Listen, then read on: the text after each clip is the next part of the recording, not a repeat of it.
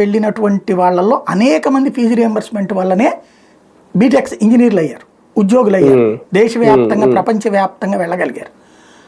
ఆరోగ్యశ్రీ లేకపోతే పేదవాడి బ్రతుక్కి భరోసా ఉండేది కాదు, ఎన్నో చావులు కనబడతా ఉండే. ఊరికనే మనం మానవతా హృదయంతో స్టోరీలు రాసుకోవాల్సి వచ్చేది. ఫీజు రియంబర్స్మెంట్ అనేటటువంటిది ఒక గుండెకాయ లాంటిది. అది అద్భుతమైనటువంటి పని జరిగింది. ఇప్పుడు ఆ ఫీజు రియంబర్స్మెంట్కి బ్యాడ్ డేస్ వచ్చినాయి. అమ్మఒడికి ఎట్లాంటి బ్యాడ్ డేస్ వచ్చినాయో ఫీజు రియంబర్స్ ఇప్పుడు అమ్మఒడి అంటే ఇస్తానంటున్నారు. ఫీజు రియంబర్స్మెంట్ ఇప్పటికే వాస్తవంగా ఒకప్పుడు ఎంత ఫీజు అయితే అంతా కట్టేది ప్రభుత్వం. ఇప్పుడు వచ్చేటప్పటికి రిస్ట్రిక్ట్ చేసేసారు, బాగా. అప్పుడు రేట్లు ఫిక్స్ చేశారు. అప్పుడు కూడా ఇంజనీరింగ్ 30,000 అంటే పర్లా, అప్పుడున్న లెక్కల్లో 25,000 30,000 అంటే కరెక్ట్.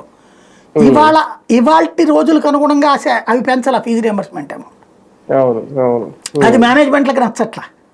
ఇప్పుడు ఏమవుతుంది, ఒక కాలేజీలో 50,000 ఫీజు అంటే ఫీజు రియంబర్స్మెంట్ వల్ల 30,000 రూపాయలు, మిగతా 20,000 ఈ కుటుంబం వాళ్ళు కట్టాల్సి వస్తుంది.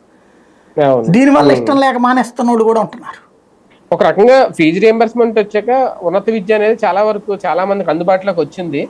కానీ ఫీజు రియంబర్స్మెంట్ పేరు చెప్తే రాజశేఖర రెడ్డి గుర్తొస్తారు, విద్యా దీవెన వసతి దీవెన పేరు చెప్తే జగన్మోహన్ రెడ్డి గుర్తొస్తారు. అందుకని దీన్ని ఏమన్నా కాస్తంత నిర్లక్ష్యం వహిస్తున్నారా ఈ పథకం మీద? అంటే ఇక్కడ మీరు చెప్పేది ఒక కారణం అవుతుంది, అది 20% రీజనే. కానీ 80% రీజన్ ఏంటయ్యా అంటే డబ్బులు ఇట్లా ఇచ్చే ఉద్దేశం వీళ్ళకు ఉండదు. మీరు చూడండి, చంద్రబాబు గారి ఉద్దేశం లేదా, ఇవ్వలేని పరిస్థితి, ఆర్థిక పరిస్థితి అట్లా కనడానికి కూడా ఏం లేదు. ఇప్పుడు అదే కరెక్ట్ అయితే